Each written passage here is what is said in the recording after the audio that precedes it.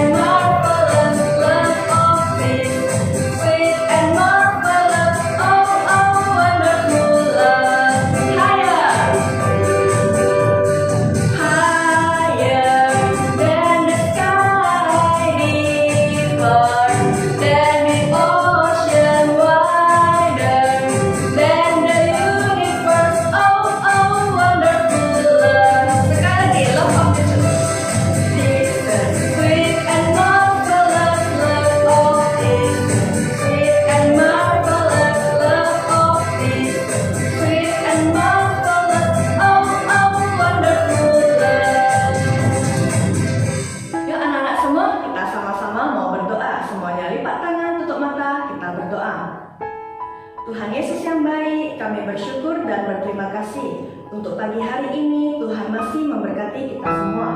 Tuhan, kami menyerahkan hidup kami ke dalam tangan-Mu Tuhan. Kiranya Engkau memberkati agar kami boleh menjadi anak-anak yang cinta Tuhan, takut akan Tuhan, dan juga menuruti segala firman Tuhan. Dalam nama Tuhan Yesus kami telah berdoa. Amin. Nah, anak-anak, kita saat ini akan menyanyikan lagu pujian Kasihnya Seperti Sungai. Kasih siapa? Kasih Tuhan Yesus kepada kita semua.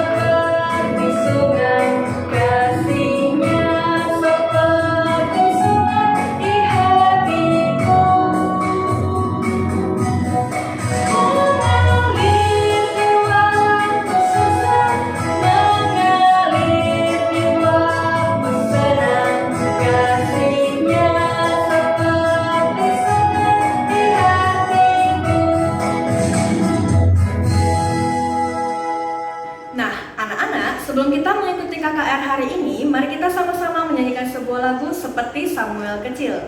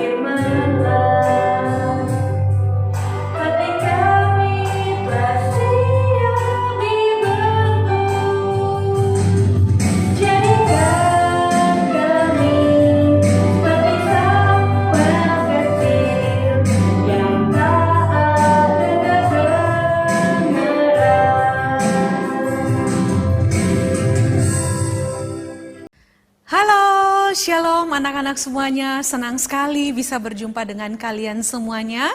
sekalipun Ibu Malvian tidak bisa berjumpa langsung dengan kalian dan tidak bisa melihat kalian secara langsung, tetapi kita bersyukur kepada Tuhan ya, sekalipun dalam keadaan seperti ini, Tuhan masih memakai teknologi yang ada untuk bisa kita belajar firman Tuhan. Dan Ibu Malvian sungguh berharap semua anak-anak dimanapun berada di rumah masing-masing mungkin, kalian juga tetap dalam keadaan yang sehat ya. Demikian juga dengan semua ibu dan bapak guru kalian. Yuk, sudah siap untuk belajar firman Tuhan? Ibu Malvian yakin sekali bahwa anak-anak di rumah sudah siap untuk belajar firman Tuhan. Namun sebelumnya yuk kita minta pertolongan daripada Tuhan untuk memampukan kita mengerti firman Tuhan ya. Mari kita sama-sama berdoa.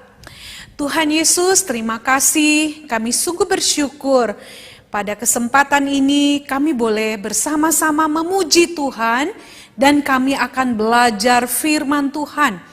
Berkati Tuhan apa yang akan kami dengarkan, yang akan kami pelajari.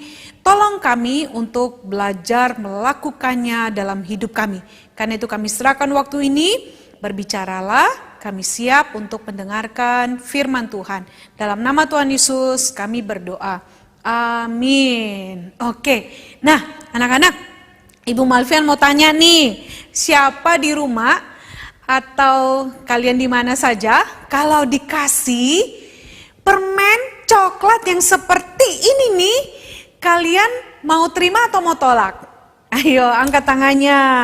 Ibu Malvian yakin sekali ya, banyak anak-anak yang tidak mungkin bisa menolak kalau dikasih coklat dan permen yang sebanyak ini. Semua pasti suka, semua pasti mau, ya kan? Iya, apalagi kalau dikasih banyak, siapa yang bisa menolak? Pasti semua mau. Ibu Malvian juga kalau dikasih pasti mau. Tapi anak-anak perhatikan baik-baik ya. Kalau sekalipun kita diberikan banyak seperti ini, apakah kita bisa makan semuanya langsung habis gitu? Gak bisa kan?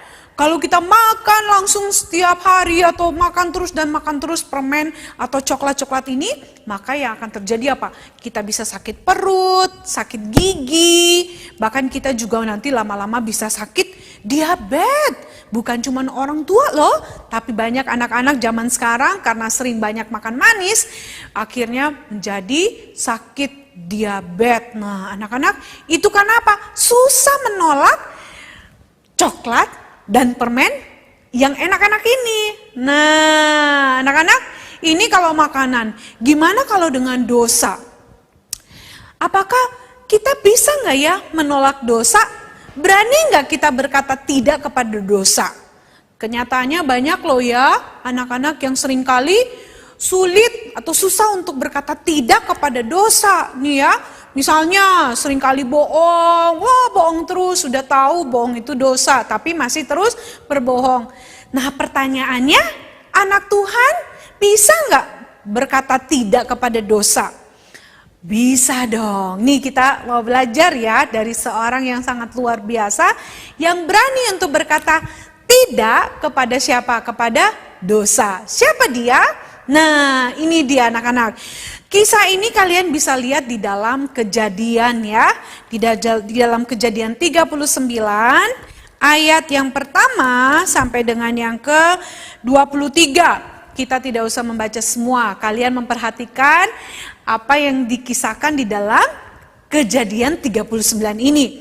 Nah semua anak-anak tahu kan ya tentang seorang yang bernama Yusuf. Yusuf ini dia dibenci oleh kakak-kakaknya bukan?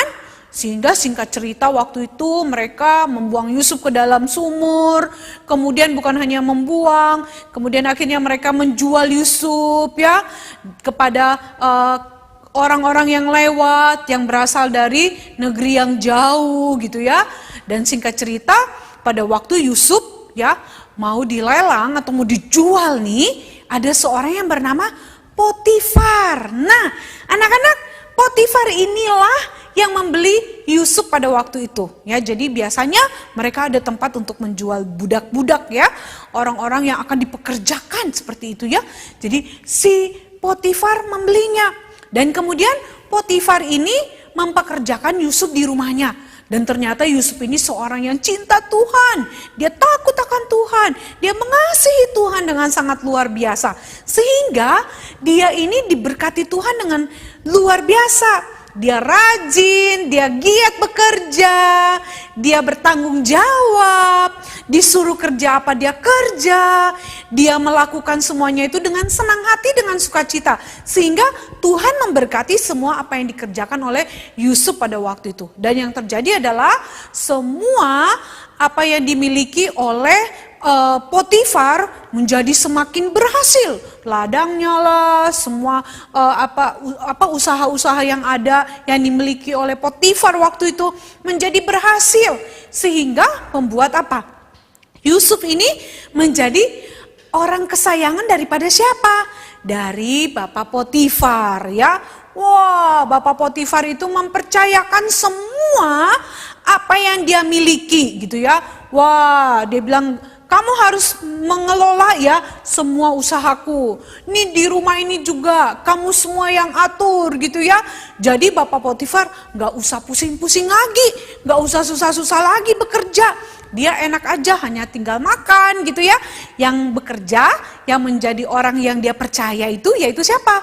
Yusuf. Dan memang begitu luar biasa dan diberkati. Nah anak-anak, kalian tahu Yusuf ini selain dia giat bekerja, banyak melakukan pekerjaan dengan baik, dia juga terkenal sebagai seorang pemuda yang wajahnya tampan, elok wajahnya. Dan ternyata anak-anak tahu nggak? Ini dia. Siapa itu perempuan? Ada yang tahu? Pasti tahu ya. Dia adalah istri dari Bapak Potifar. Nah, rupa-rupanya istrinya Bapak Potifar ini sudah lihat-lihat. Yusuf ini tampan ya.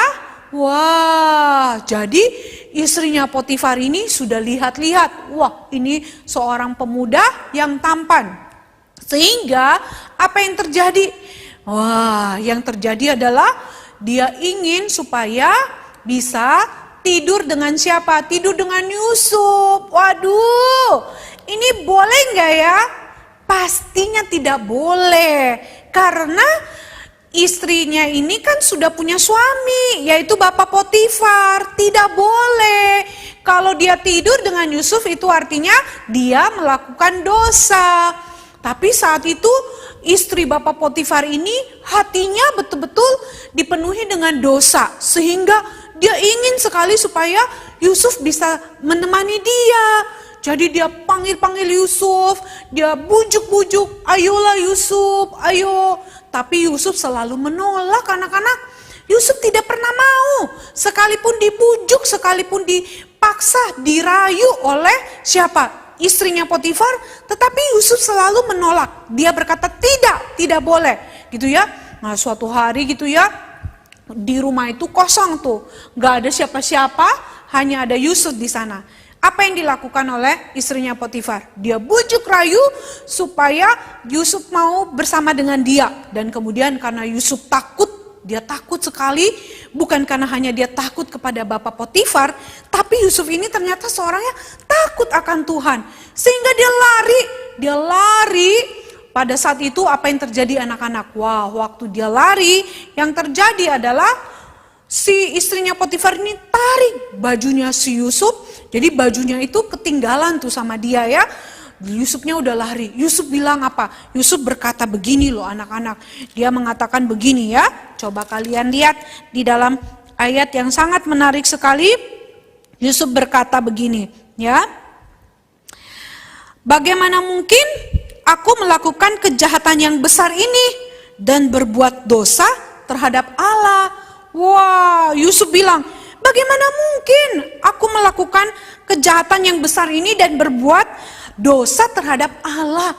Lihat nih ya, Yusuf punya hati yang sangat takut akan Tuhan, sangat mengasihi Tuhan, sehingga sekalipun anak-anak tahu dia punya kesempatan untuk bisa bersama dengan istri Potifar, tetapi Yusuf tidak mau melakukannya. Yusuf berkata, tidak, no, I I don't want to do that, ya. Aku nggak mau melakukan itu. Itu dosa. Itu sesuatu yang menyakitkan hati Tuhan. Jadi aku tidak mau melakukan semuanya itu. Jadi Yusuf lari. Tapi anak-anak tahu ya bagaimana istri dari Potifar itu tidak puas. Dia marah, dia kesel. Sehingga akhirnya dia membuat cerita yang bohong ya. Dia berbohong. Dia mengatakan bahwa Yusuf ini mau melakukan sesuatu yang jahat. Yusuf mau melakukan perbuatan yang tidak baik. Dia cerita kepada suaminya, Bapak Potifar. Dan waktu Bapak Potifar dengar itu, Bapak Potifar jadi marah. Ya, Bapak Potifar merasa, waduh ini Yusuf ya, udah dipercaya, udah dikasih kekuasaan, dia bekerja di sini, tapi ternyata dia mau melukai hati saya. Bagaimana mungkin ini? Wah, anak-anak lihat nih ya. Jadi si istri Potifar ini sudah berbohong, hatinya jahat, hatinya tidak baik, yang akhirnya membuat Yusuf itu masuk ke dalam apa? Anak-anak masuk ke dalam penjara. Wah, Yusuf masuk ke dalam penjara loh anak-anak, ini sangat mengerikan sekali. Tetapi Yusuf tidak takut. Bagi Yusuf lebih baik dia masuk ke dalam penjara daripada dia melakukan dosa di hadapan siapa? Tuhan. Walaupun kalau dia melakukan itu Bapak Potifar tidak tahu, tetapi kan ada mata siapa yang bisa melihat. Anak-anak pasti tahu ya, ada lagu Mata Tuhan melihat apa yang kita perbuat. Nah, itu yang Yusuf tahu, bahwa ada mata Tuhan melihat apa yang akan dia perbuat, sehingga Yusuf tahu benar bagaimana dia harus hidup di hadapan Tuhan. Sehingga saat itu anak-anak, Yusuf memilih untuk lebih taat kepada Tuhan, melakukan apa yang Tuhan mau, dengan setia dia melakukan perintah Tuhan. Sehingga bagi Yusuf, gak apa-apa deh saya di penjara aja, daripada saya membuat hati Tuhan sedih, hati Tuhan kecewa. Lihat tuh anak-anak ya, betapa Yusuf ini seorang yang betul-betul mencintai dan mengasihi Tuhan dengan begitu luar biasa anak-anak. Ya, dia berani berkata tidak kepada dosa. Dia berani untuk apa? Menolak bujukan yang membuat dia nanti bisa mengecewakan hati Tuhan. Nah, anak-anak, kalau Yusuf saja bisa melakukan itu dan dia berani untuk berkata tidak kepada dosa, seharusnya kita yang adalah anak-anak Tuhan juga harus berani untuk berkata tidak kepada dosa. Ya, kita jangan senang melakukan dosa, tapi kita harus berani bilang no, tidak kepada dosa. Kenapa? Karena kita harus ingat anak-anak, kita ini adalah anak-anak yang sudah ditebus oleh Tuhan Yesus. Tuhan Yesus sudah mati di atas kayu salib untuk apa? Untuk menebus kita dari segala dosa-dosa kita. Ingat pengorbanan Tuhan Yesus. Ingat karya Tuhan Yesus yang begitu besar. Dia mau datang ke dunia hanya untuk menyelamatkan kita. Itu sebabnya kita yang sudah diselamatkan, kita yang sudah percaya, beriman kepada Tuhan Yesus, kita harus berubah. Kita tidak boleh lagi hidup di dalam apa? Di dalam dosa, atau mencintai dosa, senang melakukan dosa. No, kita harus berubah. Firman Tuhan jelas mengatakan apa? Sebab itulah, jadilah penurut-penurut siapa? Penurut-penurut Allah. Artinya kita harus menjadi anak-anak yang taat ya. Anak-anak yang betul-betul setia melakukan apa yang Tuhan mau. Lihat nih ya, firman Tuhan jelas katakan, sebab itu jadilah penurut-penurut Allah. Seperti apa? Seperti anak-anak yang kekasih dan hiduplah di dalam kasih. Hidup di dalam kasihnya siapa nih? Di dalam kasihnya Tuhan yang sudah rela mati untuk menyelamatkan kita. Itu loh anak-anak yang Tuhan mau. Jangan jadi anak-anak yang sudah percaya Tuhan Yesus, tapi kita masih terus mau melakukan dosa. Aduh, itu bisa membuat hati Tuhan bersedih loh anak-anak. Jangan ya. Nih dia, kalau kita sudah jadi anak Tuhan, Kita tidak akan mau lagi melakukan ini nih. Ini hanya contoh saja yang sering kita lakukan, ya kan? Benar nggak? Coba lihat, kalian bandingkan. Nah, yang belum percaya Tuhan atau yang masih tidak sungguh-sungguh percaya Tuhan, pasti maunya lakukan yang ini kan, yang ada tanda silangnya kan? Berantem sama saudara di rumah, rebutan mainan, gak mau saling berbagi, bahkan mungkin gak mau taat sama papa mama, tidak mau belajar, maunya main game, ya, malas melakukan apa yang diminta sama papa mama, gak mau mendengarkan apa yang dikatakan guru di sekolah, berbohong, mencuri, berkata-kata kasar yang tidak baik. Oh, itu sudah tidak boleh lagi, nggak boleh. Kita harus berkata tidak loh untuk melakukan semuanya ini. Yang harus kita lakukan adalah seperti yang ada gambar hati ini nih kan, lihat tuh perbedaannya. Kalau kita sudah jadi anak Tuhan, sudah percaya pada Tuhan Yesus dan ada Tuhan Yesus di hati, maka kita menjadi anak-anak yang saling mengasihi, saling berbagi, bermain bersama, belajar bersama, mau taat melakukan apa yang dikatakan oleh papa dan mama, mau belajar dengan sungguh, melakukan apa yang dikatakan oleh ibu bapak guru di sekolah. Kita jadi rajin membaca, rajin membaca Alkitab dan rajin benar-benar melakukan apa yang benar-benar Tuhan suka. Kita akan membenci dosa tetapi akan mencintai apa yang Tuhan cinta. Nah, oleh sebab itu, pertanyaannya, bagaimana kita supaya dapat berkata tidak terhadap dosa? Ada dua nih hal penting yang harus kalian lakukan. Diingat selalu ya, ini dia ya. Dua hal yang harus kita lakukan setiap hari dalam hidup kita supaya kita berani berkata tidak kepada dosa. Yang pertama apa? Yang pertama tuh dia, baca Alkitab setiap hari. Karena firman Tuhan itu pelita bagi kita yang menerangi jalan kita. Di dunia ini penuh dengan kegelapan karena dosa. Tapi kalau kita rajin baca Alkitab, kita jadi tahu nih, mencuri gak boleh, berbohong gak boleh, malas gak boleh, berkata kasar gak boleh gitu ya. Kita main game terus gak boleh, iri hati gak boleh, menyontek gak boleh. Kita jadi tahu, tapi kalau kita malas baca Alkitab, kita nggak akan tahu apa yang Tuhan suka, apa yang Tuhan tidak suka. Karena itu, supaya bisa berani berkata tidak kepada dosa, anak-anak harus rajin baca Alkitab. Dan yang kedua, yang terakhir apa? Harus rajin berdoa. Karena doa itu jadi kekuatan buat kita, ya. Kita ini tidak mungkin bisa kuat menghadapi segala macam godaan dosa kalau bukan karena kekuatan doa. Jadi dengan berdoa kita akan mampu ya, waktu kita tergoda untuk menyontek, kita berdoa, Tuhan tolong aku ya supaya aku tidak nyontek. Nah, Tuhan pasti tolong. Terus waktu kita mau kesel nih, marah sama kakak adik di rumah, kita ingin berantem, kita ingin berkata-kata kasar sama teman kita. Tapi waktu kita ingat Tuhan, kita berdoa, Tuhan tolong aku ya, supaya aku tidak berdosa, supaya aku tidak membenci, tidak berkata-kata kasar. Aku mohon ya Tuhan. Nah, pasti Tuhan akan memberi kita kekuatan anak-anak. Sehingga kita berani berkata no kepada dosa. Kita akan berkata tidak kepada dosa. Oleh sebab itu, anak-anak dimanapun kalian berada nih, lagi di rumah masing-masing atau mungkin ada yang di sekolah mungkin, atau kayaknya enggak ya, semua di rumah masing-masing, kalian harus ingat kalau sudah menjadi anak Tuhan, artinya kita harus benar-benar menuruti apa yang Tuhan mau.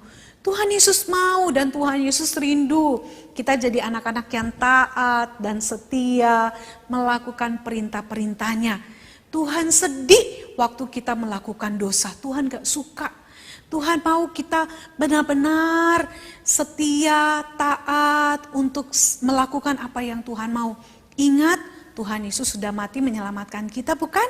Karena itu Tuhan mau supaya kita juga membuktikan kasih kita kepada Tuhan. Kita harus taat, setia. kepada perintahnya, dan kita mau berkata tidak kepada dosa, supaya hidup kita, hidup anak-anak menjadi anak-anak yang dapat memuliakan Tuhan. Semakin hari serupa dengan Tuhan. Jadi berkat buat siapa? Papa mama di rumah, buat kakak adik di rumah, buat teman-teman di sekolah, atau dimanapun kalian berada, kalian akan dapat menjadi berkat dan memuliakan Tuhan senantiasa. Ya anak-anak ya. Oleh sebab itu Ibu Malvian berharap anak-anak mulai saat ini kita mau belajar melakukan apa yang Tuhan suka ya. Berkata tidak kepada dosa. Berkata no kepada dosa. Oke? Yuk kita mau berdoa. Lipat tangan, tutup mata, dan kita akan minta ampun sama Tuhan ya. Supaya Tuhan menolong kita untuk jadi anak Tuhan yang taat dan setia. Mari kita berdoa. Tuhan Yesus, terima kasih. Firman Tuhan mengingatkan kami untuk taat dan setia melakukan yang Tuhan suka. Tuhan, ampuni kami. Seringkali kami selalu berkata ya kepada dosa. Tetapi hari ini kami mau belajar berkata tidak kepada dosa. Karena kami adalah anak-anak Tuhan.